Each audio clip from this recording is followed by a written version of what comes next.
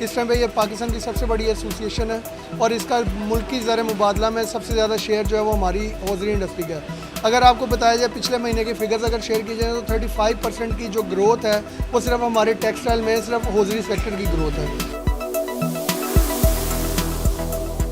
Covid के बाद की अगर बात की जाए तो हर गुजरते हुए महीने के साथ एक्सपोर्ट बढ़ी है। नवंबर के महीने की अगर बात की जाए तो 1.74 बिलियन डॉलर्स की एक्सपोर्ट जो है, जो कि एक रिकॉर्ड इजाफा हुआ है मुल्क की तारीख में जो एक्सपोर्ट बढ़ी है। और दिसंबर के महीने में ये 1.64 बिलियन डॉलर की है।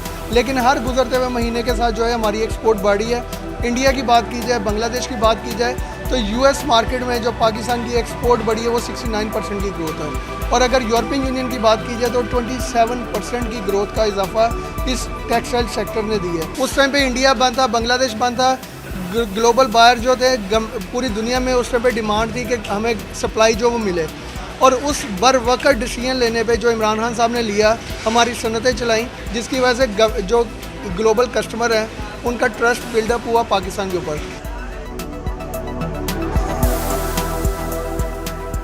और नो डाउट ये वो इकदाम आते हैं कि 72 घंटों के अंदर सेल टैक्स के रिफंड, बिजली और गैस की प्राइसेस के ऊपर एक्सपोर्टर को रिलीफ और बर वक्त इंडस्ट्री को खोलना, इन सारी वजूहात की वजह से मैं हमेशा यही बात करता हूँ कि हमारी एक्सपोर्ट बढ़ाने के अंदर 3 पिलर्स हैं, जिसमें गवर्नमेंट की पॉलिसीज़ हैं, एक्सपोर्टर की मेहनत है और नो डाउट जो लेबर, जो सबसे इंपॉर्टेंट फैक्टर है हमारा कि लेबर ने हमें पूरा साथ दिया इस एक्सपोर्ट में बढ़ाने को। इस टाइम पे जो टाइम की रिक्वायरमेंट है, जो नीड है, वो हर बंदा अपने पर्टिकुलर सेक्टर में इन्वेस्ट भी कर रहा है। और इस टाइम पे जो प्राइम मिनिस्टर इमरान खान साहब का जो नारा था कि नौकरियाँ जो हैं वो लोग यहाँ पे ढूंढने आएंगे, और इस टाइम पे अगर टेक्सटाइल सेक्टर की बात की जाए तो यहाँ पे इस टाइम पे लेबर की शॉर्टेज का सामना है। और लेबर की शॉर्टेज में हमें स्किल्ड लेबर की डिमांड है, जो कि गवर्नमेंट से ऑलवेज डिमांड थी, और अभी वो नौकरियाँ यहाँ पे पैदा हो रही हैं।